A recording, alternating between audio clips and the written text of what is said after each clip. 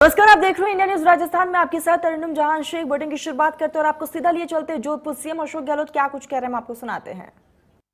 सरकारी अस्पताल के अंदर और सब ब्लड टेस्ट फ्री, सब फ्री है, वहाँ पर डायलिसिस फ्री है। एक बात जो सुभाष जी ने कही थी आपको मैं रिपीट करना चाहूँगा कि अगर मान लो कोई आदमी 10 लाख में 3, 4, 5 लाख खर्च हो गए इलाज के अंदर, 5 लाख ही बचे हुए हैं, उसके घर में तकलीफ आ गई कि किडनी ट्रांसप्लांट करनी पड़ेगी या लिवर ट्रांसप्लांट होगा या और कोई ऑर्गन ट्रांसप्लांट होगा, 10, 15, 20 लाख रुपये लग जाते हैं। हमने फैसला किया है कि ऐसे परिवारों में जिनके और तकलीफ आ गई है और 5 लाख बचे हुए हैं, 5 लाख रुपये बचे रहेंगे और सरकार अलग से 15 लाख रुपये, 20 लाख रुपये उसको देगी इलाज करवाने के लिए। ऐसा हिंदुस्तान में कहीं नहीं, शायद दुनिया में भी नहीं होगा। इस प्रकार से हम लोगों ने स्कीम को बनाया है और साथ में 5 लाख का बीमा कर दिया है। कोई भी राजस्थान का, प्रदेश का वासी अगर डेथ हो जाती है उसके एक्सीडेंट में या पानी में डूबने से, अभी बच्चे डूब गए थे कई जगह, तो सबके घरों में 5 लाख रुपये पहुँच गए, इस योजना के कारण पहुँच गए। तो हम चाहते हैं कि इस योजना में सब कार्ड बनवाए अपना, और जो पैसे वाले उनसे 850 रुपये सिर्फ ले रहे हैं। इतनी शानदार योजना है। 10 लाख का बीमा, 5 लाख का अचल बीमा, और एक्स्ट्रा अगर तकलीफ आ गई तो उसकी भी भुगतान सरकार करती है। और सब महिलाओं को, उन परिवार की महिलाओं को एक दे रहे हैं हम लोग 1,35,00,000 मोबाइल फ़ोन दे रहे हैं। मोबाइल फ़ोन, स्मार्टफोन, ऑर्डिनरी नहीं, स्मार्टफोन, और 3 साल की इंटरनेट सेवाएं फ्री दे रहे हैं साथ में, 3 दिन फ्री दे रहे हैं। ताली जोरदार बजाओ। इंटरनेट फ्री मिल रही है, मोबाइल फ्री मिल रहा है महिलाओं को। वो आपस में वो स्मार्टफोन में तो आपको मालूम है आप बात भी कर सकते हैं, गूगल के माध्यम से जानकारी प्राप्त कर सकते हो किसी के बारे में, हिंदुस्तान दुनिया के बारे में ज्ञान का भंडार है वो। और साथ में आप जो है कोई बहन बेटी समाज से बात करना चाहो, फोटो के साथ में फोटो दिखती है आगे वाले की भी, आप आगे वाली फोटो देखो, आपकी फोटो वो देखे, माँ बाप, बेटा बाप, दादी पोता जो भी है, नाना नानी है, आराम से आप उसको यूज कर सकते हो। वो फोन बनने में तकलीफ आ रही है, दुनिया भर में चिप्स जो है उसका क्राइसिस चल रहा है, फिर भी हमने कंपनी से बात करी है, बनते जाएंगे, मारते जाएंगे 1,35,00,000 लोगों को। राजू ने कहा, सोलंकी जी ने, कि साहब यहाँ मल्टी लेवल पार्किंग वो बननी चाहिए। बहुत अच्छा सुझाव दिया उन्होंने। आपको याद होगा कि मैंने एक बजट के अंदर घोषणा की थी, पावटा में ओवरब्रिज बनाने की घोषणा की थी। वही बहुत कॉस्टली थी, परंतु बाद में नितिन गडकरी जो केंद्रीय मंत्री है, उनको मैं एक मीटिंग में साथ था वीसी के अंदर, तो हमने कहा कि उनके पास में टेक्नोलॉजी ज़्यादा हाई है और अगर पूरा ट्रैफिक जाम रहता है सोर्स गेट होते हुए तो अगले चौराहे तक जाता, अगर ओवरब्रिज जाता, ओवरब्रिज जाता अगर मान लो, तो वो परमानेंट काम होगा। मुझे कहना चाहिए कि नितिन गडकरी इस मामले में बहुत प्रोग्रेसिव है। तत्काल उन्होंने कहा कि नहीं, मैं इस काम को डीपीआर बनवाता हूँ और टीम भेजता हूँ। उन्होंने टीम भेज दी जोधपुर के अंदर, एलएनटी वालों की टीम देख के चली गई, क्योंकि इतना बड़ा काम है कि वो स्टेट गवर्नमेंट तो 20 साल नहीं कर पाती। तो हमने फिर पावटा वाला आइडिया को विड्रॉप करके वो क्या करते हैं, अभी मेरी 10 दिन पहले उनसे बात वापस हुई है, तो उन्होंने कहा नहीं, मैंने एक टीम बना दी, गठित कर दी है जो डीपीआर बना रही है। अगर डीपीआर सक्सेसफुल बन जाती है कि सोर्स गेट में एरिया सकड़ा है तो वहाँ अंडरग्राउंड रोड बनानी पड़ सकती है, कहीं ओवर कहीं अंडर बनानी पड़ सकती है, हो सकता है टाइम उसमें लगे, तो वो मुझे बता देंगे महीना भर के अंदर कि वो क्या करना चाहते हैं। वो नहीं कर पाएंगे, हाथ खड़े करने के, मान लीजिए भाई मजबूरी है, नहीं बन रही है, तो वापस फिर जो राजू कह रहे थे वो प्रस्ताव देखेंगे कि स्टेट गवर्नमेंट अपने खर्चे से फिर इसको कैसे बना सकती है, वो हम देखेंगे। ये मैं कहना चाहता हूँ।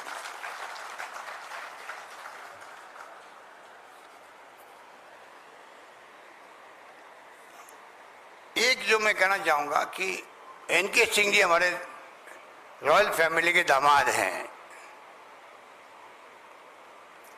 एनके सिंह जी, जो 15वें वित्त आयोग के अध्यक्ष रहे हैं। ये वित्त आयोग इतना इम्पोर्टेंट होता है कि वो जो तय करता है किस राज्यों को किस फॉर्मूले से पैसा मिलेगा, राज्यों को क्या क्या वहाँ होने चाहिए, वो तय इम्पोर्टेंट सरकार को मानना पड़ता है। तो हमने उनसे बातचीत करी, उन्हें 4-5 हजार हमने एक्स्ट्रा दिए उनको। उनमें फिनटेक यूनिवर्सिटी का भी था, ये जो अभी इस बार गरी कर रही थी। उन्होंने रिकमेंड कर दिया भारत सरकार को। हमारे यहाँ के लोकल एमपी ने कहा कि ये कि उनको लग गया भाई कि अगर मान लो एन.के. सिंह जी ने रिकमेंड किया तो बनना ही है कि जोधपुर में बनना चाहिए। यहाँ तक तो ठीक था मामला। और मैंने क्या किया, बजट के अंदर जब केंद्र से मैंने बात करी तो वो फैसला नहीं कर पा रहे थे। मैंने कहा चलो ठीक है जोधपुर में बनाते हैं। तो मैंने इतना बड़ी प्रोजेक्ट करीब 600 करोड़ की है वो, मैंने घोषणा करी जोधपुर में बनेगा, फिनटेक यूनिवर्सिटी बनेगी। ठीक है, उसके बाद में जो मांग करने वाले गायब हो गए। जो मंत्री जी बने बैठे हैं दिल्ली में, उनसे मैं पूछना चाहता हूँ, आपने मांग की थी जोधपुर में बनना चाहिए, मैंने मांग मंजूर कर लिया आपकी, मेरा भी इंटरेस्ट जोधपुर के अंदर है। तो अब आपकी केंद्र सरकार मना कर रही है, पैसा नहीं दे रही है। आपके लिए बहुत छोटा काम है ये। पहला फेज 400 करोड़ का है, दूसरा फेज 200 करोड़ का होगा, 600 करोड़ टोटल इस प्रकार से है। टेंडर हो गए हैं, वर्क ऑर्डर दे दिए हम लोगों ने। तो क्या 400 करोड़ रुपये केंद्र सरकार जो रिकमेंडेशन की हुई है वित्त आयोग की, वित्त कमीशन की, बहुत इंपॉर्टेंट कमीशन है ये, संविधान के अंतर्गत बनता है ये, उसका कोई चर्चा ही नहीं, अब बात ही नहीं करते। तो ये मैं निवेदन करना चाहूंगा केंद्रीय मंत्री जी से भी, कुछ काम ऐसे होते हैं हमारे राजनीति के हट के बात करें। हमारी कोई दुश्मनी किसी से नहीं है देश के अंदर, हमारी लड़ाई विचारधाराओं की लड़ाई होती है। हम सबको साथ लेके चलना चाहते हैं, सबका विकास करना चाहते हैं, तभी ये देश एक अखंड रहा है। 75 साल के बाद में पाकिस्तान के 2 टुकड़े हो गए, यहाँ इंदिरा गांधी ने जान दे दी पर खालिस्तान नहीं बनने दिया यहाँ पे देश के अंदर। बांग्लादेश का उदय करवा दिया पाकिस्तान के अंदर, क्या क्या नहीं हुआ देश के अंदर। तो देश एक रहा है क्योंकि हिंदू, मुस्लिम, सिख, ईसाई, फारसी, जैन सब साथ लेके चले। और दौर आप देखिए, भाषाएं अलग तरह की, आप लोग जाते होंगे देखते होंगे बंगाली क्या लिखा हुआ है, तमिल क्या है, तेलुगु क्या है, मलयालम क्या है, समझ में आता ही नहीं है किसी के भी। पंजाबी, गुजराती और मराठी समझ में नहीं आती है। जब समझ में नहीं आती है अगर मान लो भाषाएं, फिर आप एक कैसे रह सकते हो, कैसे एक रहोगे। रशिया टूट गया, 16 टुकड़े हो गए रशिया के, जो हमारा मित्र राष्ट्र था, अमेरिका के मुकाबला में वो सहयोग करते थे, उनके टुकड़े खुद के हो गए। अभी तो युद्ध चल रहा है यूक्रेन के साथ में।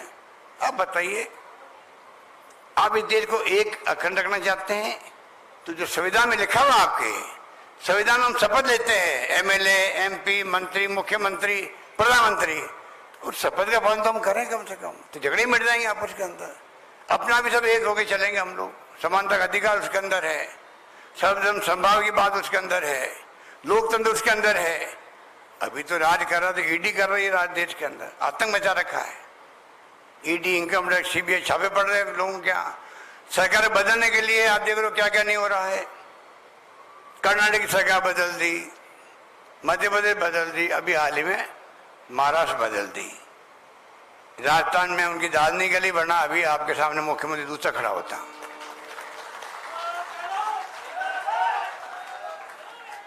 आपके आशीर्वाद से 34 दिन तक एमएलए ने साथ दिया मेरा, 34 दिन तक जैसलमेर में और जयपुर में सरकार बचा ली, वरना अभी आपके सामने मैं खड़ा नहीं होता। तो कहने का मतलब ये है, ये लोकतंत्र है क्या? आप पैसा देके 25 करोड़, 30 करोड़, 40 करोड़ खरीद रहे लोगों को। हमारे पास एमएलए अगर होटल से बाहर जाते 10 करोड़ की पहली किस्त मिल रही थी उनको, पहली किस्त मिल रही थी। बताइए आप, तब एक नहीं गया। बताइए आप, इंडिपेंडेंट थे, बीएसपी के लोग थे, उसमें बीटीपी के लोग थे, सीपीएम के लोग थे, कोई नहीं गया, तब सरकार बची हमारी। इसलिए मैं कहना चाहूँगा आपको कि ये इनका रास्ता अच्छा नहीं, जो रास्ता अपना रखा है वो आपको हमको सोचना पड़ेगा कैसे क्या करें। इसलिए मैं आपको इतना ही कहना चाहूँगा, कोरोना के अंदर मेरा आना कम हुआ। कोरोना के कारण से मेरे को कोई प्रॉब्लम नहीं थी हार्ट वार्ट की, तो कोरोना के पोस्ट कोविड जो है वो पूरी दुनिया के अंदर लोगों को तकलीफ दे रहा है। कोई थकावट आती है गेहूं को, गेहूं के किडनी, गेहूं के हार्ट, गेहूं के लीवर, गेहूं के ऑर्गन प्रॉब्लम। डॉक्टर सियानवी परसों बोल रहे थे टीवी के अंदर कि कोई भी बीमारी किसी को भी हो सकती है पोस्ट कोविड, 30-40% लोगों को होती है। मेरे को हार्ट का वो स्टेंट लगाना पड़ा, अचानक ही बच गया आप लोगों की अभी सेवा करने का। मुझे लगता है भगवान ने क्या रखा मेरे को, इसलिए मैं बचा हुआ हूँ कि वरना में चला तो ऊपर। जिस प्रकार का वो डॉक्टर बता रहे थे मेरे को कि वो मेरे स्टेंट लगा है, तो मुझे लगा अभी राजस्थान प्रदेश और जोधपुर राज्य की सेवा का नाम मेरा बाकी लिखा हुआ था। आपकी दुआएं मेरे साथ थी तो मैं बच गया और मैं आपके सामने खड़ा होकर सेवा कर रहा हूँ। बाकी तो इंदिरा गांधी के नाम से जैसे योजना चल रही बहुत शानदार, अभी कुंती देवड़ा कह रही थी कि और ज़्यादा हम खोलने जा रहे हैं। तो बहुत अच्छे काम जोधपुर में हुए हैं और अच्छे काम ही होंगे आगे भी। आप निश्चित रहो, जो मांगोगे वो मिलेगा आपको, ये समझ लो आप। तो एमएलए को मैंने कह रखा है, एमएलए को, तमाम एमएलए को, आप मांगते मांगते थक जाओगे, मैं देता जल्द नहीं थकने वाला हूँ, ये मैंने कह रखा है। उसी ढंग से काम राजस्थान में हो रहा है। यही बात कहता हुआ आप सबको मैं बहुत बधाई दूंगा, शुक्रिया अदा करूंगा कि आप लोग सब बहुत ही मजबूत हैं। आपने बहुत लंबे समय से जिस प्रकार से साथ दिया है, उसी कारण से मेरी कलम में ताकत है, उसका मैं उपयोग कर रहा हूं और जोधपुर में कोई कमी नहीं रखेंगे आगे भी। यही बात कहता हूं, मैं अपनी बात समाप्त करता हूं। धन्यवाद, जय हिंद, धन्यवाद।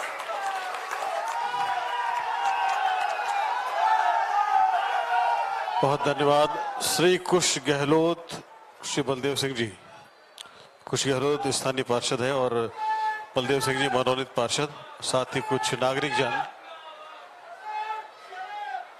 आभार प्रकट करना चाहते हैं बायजी तालाब के संरक्षण, सौंदर्यीकरण और विकास के लिए जो घोषणाएं हुई हैं माननीय मुख्यमंत्री महोदय ने जो किया है उसके लिए।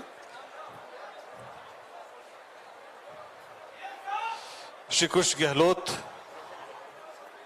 और साथ में श्री बलदेव सिंह जी। कुश गहलोत स्थानीय पार्षद हैं, बलदेव सिंह जी मनोनीत पार्षद और साथ में नागरिक जन। और जो विकास कार्य की घोषणाएं जो